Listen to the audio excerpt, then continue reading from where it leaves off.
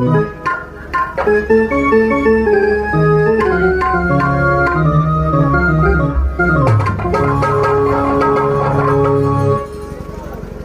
जानवर होकर के तूने इससे मेरा से चुनौती दिया है, अब तूने झुक करके प्रणाम करता है, ये मैं कदाप तुम दोनों को माफ करने वाला नहीं हूँ। भैया इस समय इस जंगल में सभी मैंने वचन आपको दिया भैया, धोखा मत दिया भैया। इस बार हम दोनों व्यक्ति को छोड़ दीजिए भैया। नहीं, मैं दोनों व्यक्ति का नाम जुदा नहीं सकता भैया। अगर तुम क्षमा मांगते हो तो मैं तुम्हें छोड़ दूंगा और तुम्हारे नागिन को मैं साथ लेकर के चले जाऊंगा। मैं हो इस जंगल में एक दूसरे के बिना कदाप जिंदा रह नहीं सकता भैया। कदाप नहीं हो सकता है भैया। भैया तुम पहचाने बहुत धोखा खा गए भैया। तुम दोनों मुझसे मेरे साथ में चुनौती दिया था, एक को ले जाऊंगा और एक को मैं छोड़ सकता हूँ। हाँ भैया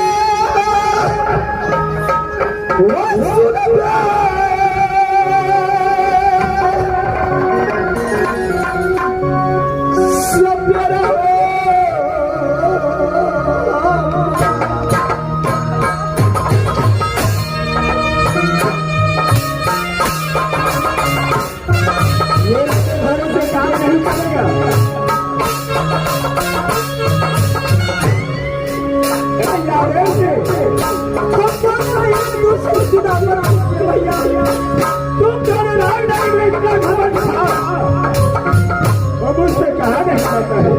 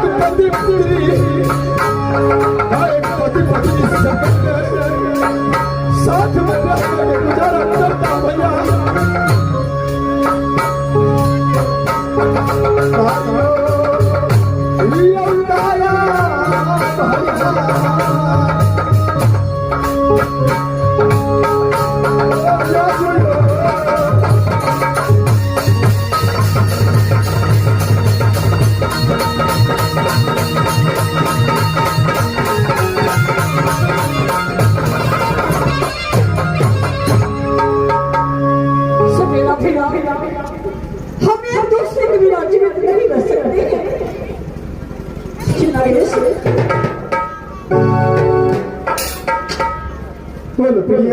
आश्चर्य की बात तो ये है, हम दोनों नाग नागिन अपने प्राण बचाने के लिए सपेरा भैया से क्षमा मांग रहे हैं, लेकिन अचानक सपेरा भैया की आंख से आंसू जा रहे हैं। आखिर कारण क्या है? ठीक है सती, इस समय मैं पूछता हूँ भैया, इस समय आपके शब्द से तो मैं हारा हूँ, लेकिन फिर भी आपकी आंखों से आंसू क्यों जाता है भैया? ये राज जान करके तुम क्या करोगे भैया? अगर बता देते तो मैं भी समझता कि आपके पास में जो दुख है, अगर किसी भी मुझे मौका मिलता तो आपको जरूर सहायता करता भैया।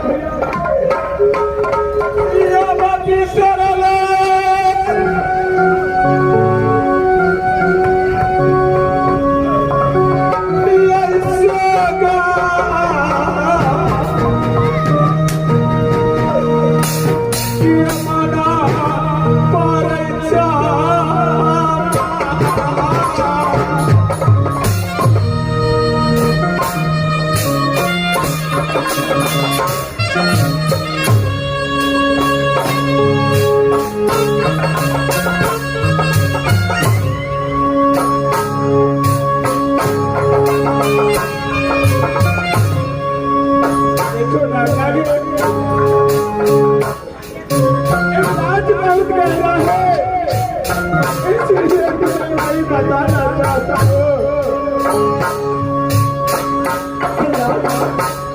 जब तक सोओगे नहीं, तब तक मुझे कैसे मालूम पड़ेगा कि आप साथ निकल गए? दुनिया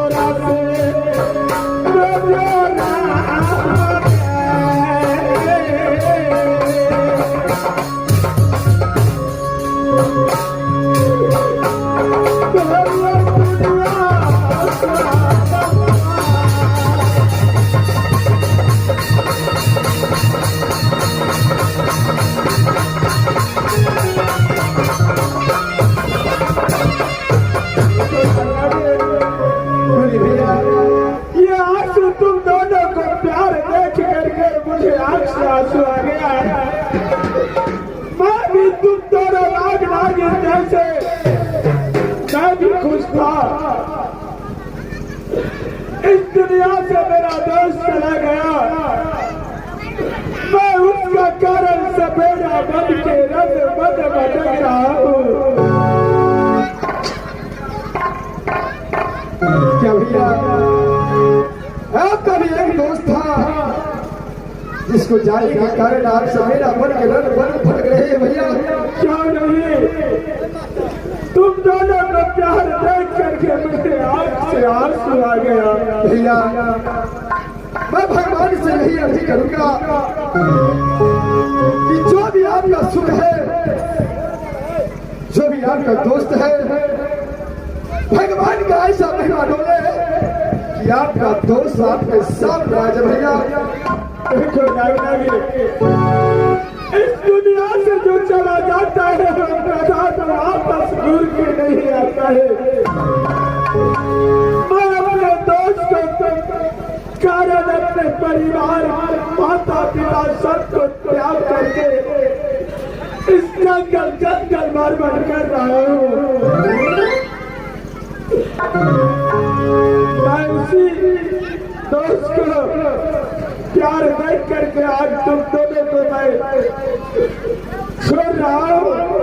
मेरा कहना मानो, इस घर से इतना दूर चले जाओ कि मेरे बीन की आवाज तुमको कानों तक न पहुंचे।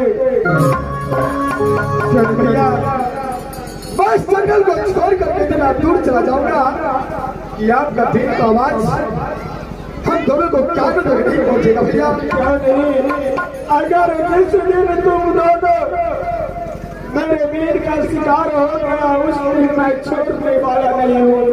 नहीं भैया, आज के बाद ऐसा गलती कदम नहीं होगा भैया। ठीक है, मैं तुम दोनों को जान कर दिया। प्रिय चलो यहाँ से सफेदा भैया हम दोनों को छोड़ दिया है।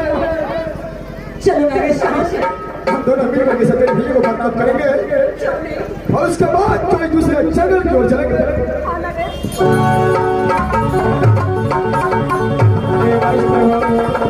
मास्टर साहब, 7 दिन 7 रात हो गया था। आज नाग नागिन मेरा तब पर भी तेरी दोस्त की कहानी आ गया। मैं अपने दोस्त को कहानी जान करके इस दोनों को जुदा नहीं किया, इस दोनों को जान कर किया। अब मैं यहाँ से दूसरा जंगल जाता हूँ।